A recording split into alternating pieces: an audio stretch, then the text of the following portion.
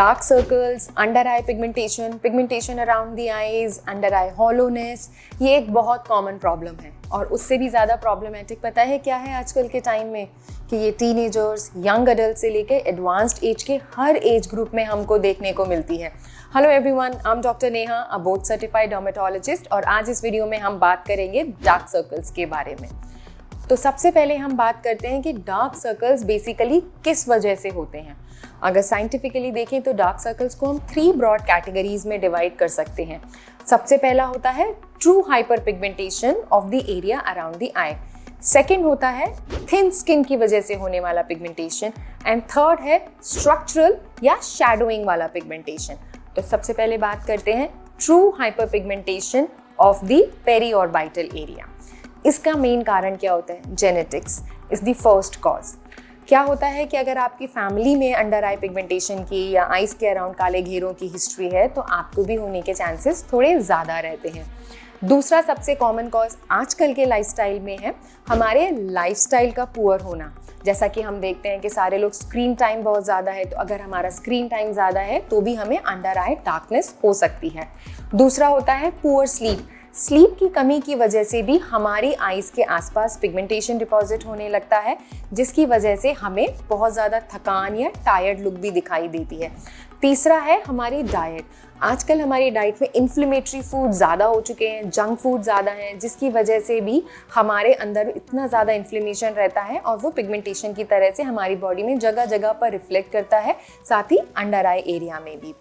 चौथा कारण जो होता है वो है स्मोकिंग या अल्कोहल। स्मोकिंग की वजह से भी हमारी वैस्कुलरिटी यहाँ पर अफेक्ट हो जाती है। बहुत सारा जो स्मोकर्स हैं उनमें हमको दिखाई देता है कि उनकी आईज़ अलग ही दिखाई देती हैं, पता चल जाता है देख के ही कि वो स्मोकिंग करते हैं।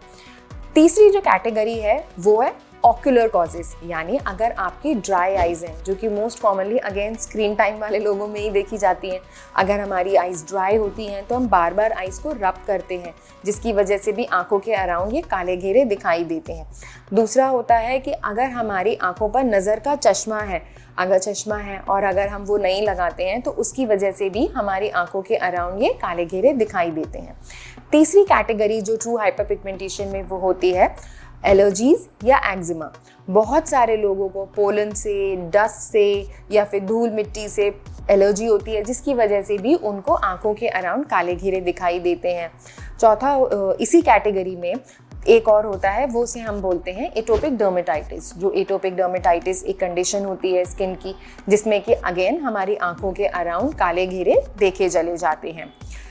लास्टली एक और कारण है ट्रू हाइपर पिगमेंटेशन का, दैट इज हमारे कॉस्मेटिक्स। बहुत सारे लोग अपनी आंखों के अराउंड काजल लगाते हैं, लाइनर या मस्कारा लगाते हैं, वो भी विद पैसेज ऑफ टाइम यहाँ से हमारी आईलिड से या आई मार्जिन से सीप इन करके हमारी आइज़ के अराउंड पे इकट्ठा होता चला जाता है, और वो अगेन एक एलर्जन की तरह भी काम कर सकता है, या वो भी वहाँ डिपोजिशन होके भी एक पिगमेंटेशन क्रिएट कर सकता है।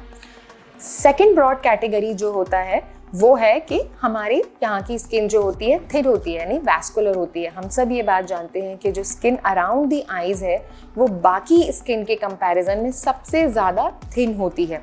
अब ये थिन होने की वजह से क्या होता है कि स्किन के अंदर के जितने भी स्ट्रक्चर्स हैं, जैसे ब्लड वेसल्स हैं, वो स्किन के बहुत ज़्यादा पास होते हैं। तो वो जो ब्लड वेसल्स हमारी स्किन के पास होने की वजह से भी एक टिंज प्रोड्यूस होता है हमारी स्किन पे। जैसे कि अब इसको चेक करने का क्या तरीका होता है, अब बात करते हैं। जैसे अगर हमको पिगमेंटेशन है या फिर हमारी थिन स्किन या इंक्रीज ब्लड वेसल्स की वजह से अगर पिगमेंटेशन है, तो उसको कैसे डिफ्रेंशिएट करना है, हम इसको स्ट्रेच टेस्ट करते हैं। आप अपनी अंडर आई की स्किन को अगर स्ट्रेच करते हैं और आपका पिगमेंटेशन वैसे का वैसा रहता है, तो यानी ये ट्रू हाइपर पिगमेंटेशन है। ब्राउन कलर का या ब्लैक कलर का ही दिखाई देगा। पर अगर आप अपनी अंडर आई स्किन को स्ट्रेच करते हैं और आपका जो पिगमेंटेशन है वो पर्पलिश या ब्लूइश वॉयलेट कलर का दिखाई देता है, तो ये mainly because of thin skin या इंक्रीज्ड वैस्कुलरिटी की वजह से होता है। अब तीसरी जो major category of dark circles की वजह से होती है वो होता है हमारा स्ट्रक्चरल या शैडोइंग। हमारी आई सॉकेट का जो स्ट्रक्चर होता है वो कुछ इस तरीके से होता है कि आईज जो पूरी पीछे की तरफ होती हैं, डीप सेट होती हैं। अब उसमें क्या होता है, एक हॉलोनेस क्रिएट हो जाती है, जिसपे अगर ऊपर से लाइट पड़ती है, सामने से लाइट पड़ती है, तो वहाँ पर एक अंधेरा सा दिखाई देता है जिसको हम अंडर आई हॉलोनेस भी बोलते हैं। अब ये अंडर आई हॉलोनेस के पिगमेंटेशन को बाकी पिगमेंटेशन से कैसे डिफ्रेंशिएट करना है, अगर आपको अंडर आई हॉलोनेस की वजह से पिगमेंटेशन है तो आप अगेन फिर से स्ट्रेच टेस्ट करेंगे। अगर हॉलोनेस की वजह से पिगमेंटेशन है तो स्ट्रेच करने की वजह से स्किन आपको बाकी नीचे चीक वाली स्किन से बिल्कुल मैच करती हुई दिखाई देगी। स्ट्रेचिंग के टाइम पर आपको स्किन में कोई पिगमेंटेशन पता नहीं चलेगा, पर जैसे ही आप स्किन को वापस से छोड़ेंगे आपको फिर से लाइट के ट्रैप होने की वजह से पिगमेंटेशन दिखाई देगा। तो अब हमें पता चल गया है कि डार्क सर्कल्स बेसिकली होते क्यों हैं। तो आगे बढ़ते हैं और जानते हैं कि हम इन्हें बेहतर बनाने के लिए क्या कर सकते हैं। Yes, I am using the term कि हमें इसको बेहतर बनाना है, क्योंकि अंडर आई सर्कल्स को या डार्क सर्कल्स को हम 100% कभी भी इंप्रूव नहीं कर सकते, उनको हम 60-70% तक ही बेहतर कर सकते हैं और यही काफ़ी है हमारे लिए, ताकि हमारी स्किन टायर्ड या फिर बिल्कुल भी ओल्ड लुक ना दे। तो सबसे पहले बात करते हैं ट्रू हाइपर पिगमेंटेशन को ट्रीट करने के लिए। अगर पिगमेंटेशन है तो उसके लिए हमें डीपिगमेंटिंग क्रीम यूज़ करनी पड़ेगी, पर ये स्किन के कंपैरिजन में थोड़ी माइल्ड होनी चाहिए, बिकॉज एज वी अंडरस्टैंड कि यहाँ की स्किन थोड़ी सी थिन और सेंसिटिव होती है। यहाँ पर हम कोजिक एसिड, अल्फा आर्बुटिन या नियासिनामाइड जैसी क्रीम्स का इस्तेमाल कर सकते हैं जो कि पिगमेंटेशन को कम करती हैं। अगर इनसे आपका पिगमेंटेशन कम नहीं होता है तो हम हाइड्रोक्विनोन बेस्ड क्रीम्स को भी यूज़ कर सकते हैं, पर ये हमें बहुत कम समय के लिए यूज़ करनी है और ये किस तरीके से यूज़ करनी है इसके लिए भी आपके डर्मेटोलॉजिस्ट आपको गाइड करेंगे।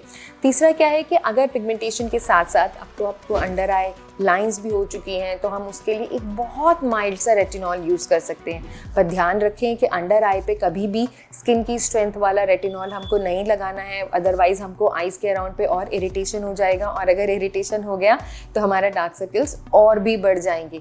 इनको हमें डर्मेटोलॉजिस्ट से पूछ के ही लगाना है, साथ में मॉइस्चराइज़र भी हमको लगाना ही लगाना है। सेकेंडली, अगर हमको लगता है कि या फिर आपके डर्मेटोलॉजिस्ट आपको बताते हैं कि ये जो पिगमेंटेशन है ये वैस्कुलैरिटी की वजह से है, तो फिर हमें उसको ट्रीट करने वाली क्रीम्स को यूज़ करना है। जैसे कि हम इसमें यूज़ कर सकते हैं ट्रानिक्सामिक एसिड बेस्ड सीरम, जो कि यहाँ पर हमारे वैस्कुलर पिगमेंटेशन पे काम करेंगे। दूसरा, कैफीन कंटेनिंग आई क्रीम्स या सीरम्स जो कि अगेन आपके वैस्कुलैरिटी पे ही काम करेंगे। तीसरा, हम इसमें यूज़ कर सकते हैं रेटिनॉल जैसी क्रीम्स। अभी रेटिनॉल को यूज़ करने से क्या होगा, रेटिनॉल हमारी स्किन में कोलाजन को बनाएंगी, तो जब कोलाजन बनेगा तो स्किन की थिकनेस बढ़ जाएगी, तो जो ब्लड वेसल्स हमारी स्किन में बिल्कुल पास दिखाई दे रहे थे वो थोड़ा दूर हो जाएंगे, उसकी वजह से वो पर्पल ब्लूइश टिंच भी कम हो जाएगा। तीसरी कैटेगरी होती है जो मैंने बात करी, वो था स्ट्रक्चरल या शैडोइंग इफेक्ट की वजह से। कोई भी डीपिगमेंटिंग क्रीम या कोई भी वैस्कुलर पिगमेंटेशन पे काम करने वाली क्रीम आपकी स्ट्रक्चरल या शैडोइंग इफेक्ट वाले पिगमेंटेशन को ठीक नहीं कर सकती। ऐसे अंडर आई हॉलोनेस के लिए हमें इंजेक्टेबल प्रोसीजर्स ही करने पड़ते हैं, जिनको कि हम डर्मल फिलर्स बोलते हैं। जैसे ही हम डर्मल फिलर्स को इस वाले स्पेस में इंजेक्ट करते हैं तो जो वो हॉलोनेस है वो थोड़ी कम हो जाती है, जिसकी वजह से हमारा पिगमेंटेशन भी काफ़ी हद तक इम्प्रूव कर जाता है। अभी अगर आप रेगुलरली इन क्रीम्स को यूज़ कर रहे हैं पर फिर भी आपका पिगमेंटेशन मन माफिक आपको इम्प्रूवमेंट नहीं दे रहा है, तो कुछ ऐसे ट्रीटमेंट्स होते हैं डर्मेटोलॉजी क्लिनिक्स पे जिनको कि हम कर सकते हैं ताकि आपका under eye pigmentation further improve कर सके। सबसे पहला हम कुछ माइल्ड पील्स करते हैं। ये माइल्ड पील्स होती हैं लो स्ट्रेंथ ग्लाइकोलिक एसिड पील्स या फिर अल्फा आर्जिनिन पील्स या लैक्टिक एसिड पील, मेंडेलिक एसिड पील्स। इनको कि हम 2-2 हफ्ते के इंटरवल पे रिपीट करेंगे। और जो चीज़ समझने की है वो ये है, क्योंकि हम यहाँ पर lower strength of compounds use कर रहे हैं, तो स्किन के पिगमेंटेशन को इम्प्रूव करने के लिए हमें जितने सेशंस चाहिए, हमें उससे कई ज़्यादा नंबर ऑफ सेशन हमारे डार्क सर्कल्स को ट्रीट करने के लिए चाहिए रहते हैं। तो 2-2 हफ्ते के इंटरवल पे हम कुछ सेशंस करते हैं जिससे कि आपका पिगमेंटेशन सीरियली इम्प्रूव करता चला जाता है। सेकेंड आता है लेज़र्स। लेज़र्स में हम अगेन क्यू स्विच लेज़र्स का यूज़ करते हैं, जो कि हमारे अंडर आई पिगमेंटेशन को टारगेट करके उसको वहाँ से रिमूव करता है, हमारी स्किन के टेक्सचर को भी इम्प्रूव करता जाता है। तीसरा होता है फ्रैक्शनल क्यू स्विच लेज़र्स। ये एक न्यूअर टेक्नोलॉजी है जिसे हम क्लियर लिफ्ट के नाम से जानते हैं। इसमें जब हम यहाँ पर क्लियर लिफ्ट ट्रीटमेंट करते हैं तो उससे पिगमेंटेशन ही कम नहीं होता, साथ साथ हमारी स्किन में कोलाजन भी बूस्ट होता है, तो ये आपके वैस्कुलर मिलाज्मा को भी इम्प्रूव करेगा। इसके बाद में हम बात करते हैं इंजेक्टेबल ट्रीटमेंट्स की। इंजेक्टेबल्स में सबसे पहले जो और सबसे कॉमनली डन ट्रीटमेंट होता है वो होता है platelet rich plasma therapy. Platelet हमारी ही स्किन के ग्रोथ फैक्टर्स को यूज़ करते हुए जब हम यहाँ पर इंजेक्ट करते हैं तो वो यहाँ पर न्यू कोलेजनोसिस को इम्प्रूव करता है, हमारी वैस्कुलैरिटी को मॉड्यूलेट करता है, जिसकी वजह से जब हम PRPs के कुछ regular sessions under eye area में करते हैं तो हमारा पिगमेंटेशन भी इम्प्रूव करता है और overall structure of the orbit भी हमारा इम्प्रूव करता है, हम ज़्यादा यंग और ज़्यादा फ्रेश लुकिंग दिखाई देने लगते हैं।